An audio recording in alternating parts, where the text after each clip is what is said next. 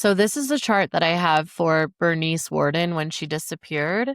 I have November 16th, 1957. And as you said before, he was the last receipt that she had rung up that morning. And he had been to the store the previous night. Like, he was the last person that was at that store that we could trace. First things first, transit Pluto was conjunct his sun in Virgo. This can be a transformation of identity. When Pluto is involved, it's heavy. You mentioned that the other lady was killed 3 years earlier.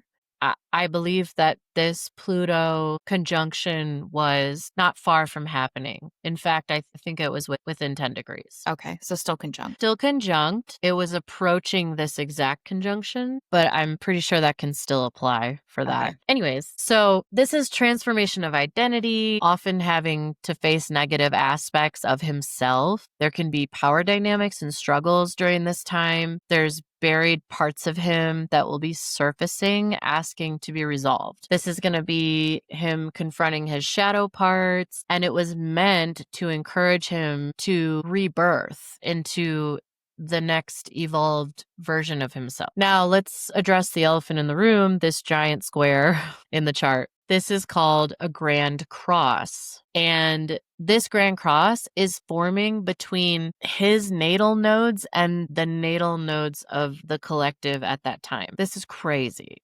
So all of these are forming, so it's 4 of them, his natal north node and south node, and then the collective natal north node and south node, which was north node in Scorpio, south node in Taurus. When does this happen? It's really rare. That's the most rare. Yeah.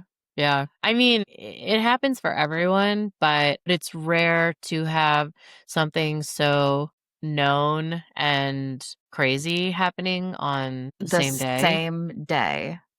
Yeah. That's I mean, insanity. they're 1 degree apart from being exact. That's so great. this is a heavy influence. So these nodes, so his south node in Aquarius is forming a square with the collective south node in Taurus at the time. Then the south node in Taurus is forming a square to his north node. His north node is forming a square to the collective north node in Scorpio. And then the collective north node in Scorpio is forming a square back to his Aquarius south node. It looks like a red square, but they call it a grand cross. So it's 4 squares. We already know squares are 90-degree angles that are tense. It's friction. Imagine having 4, and not only just 4, but they're in between the nodes.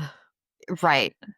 Letting your go, destiny. moving towards your destiny. Yes. So this is regarding him letting go of comfort zones, letting go of things that are holding him back from his potential, his past life baggage, and moving towards his destiny. So all of these are very prominent in his psyche at the moment. His natal nodes were Aquarius and Leo, and the collective nodes at the time were Scorpio and Taurus.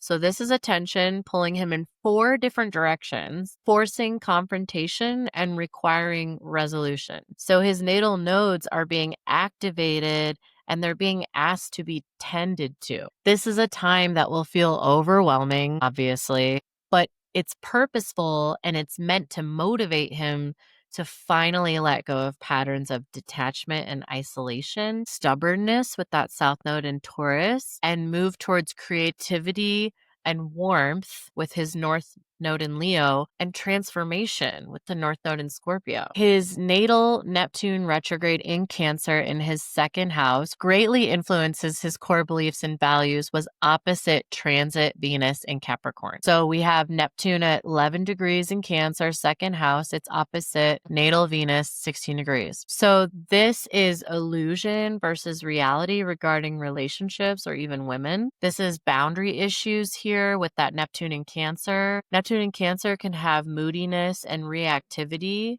towards blurred boundaries. Boundaries may be confusing to him. They may be upsetting. I feel like that was a heavy influence that was imprinted on him by his mother. And the Capricorn in Venus represents clear boundaries, rules, following the status quo of what is acceptable behavior in relationships. Capricorn demands respect. And if that was the energy he sensed or felt coming from Bernice, or even that's how he viewed this woman at the time, it may have angered him. He may have been reactive. Yeah. So then, Makes sense. right? Yeah. So then transit Saturn was in Sagittarius and it was going through his sixth house, and it was conjunct exactly transit Mercury as well. So this is Saturn is coming through. It's bringing accountability and responsibility to what he does every day, his daily acts, his routines. And that with Mercury, it's going to be maybe through expression or communication, or there might be a lot of chatter about it, which it didn't take them very long to link back that Right. he was It's the like last person at immediate. the Yeah. store. Yeah.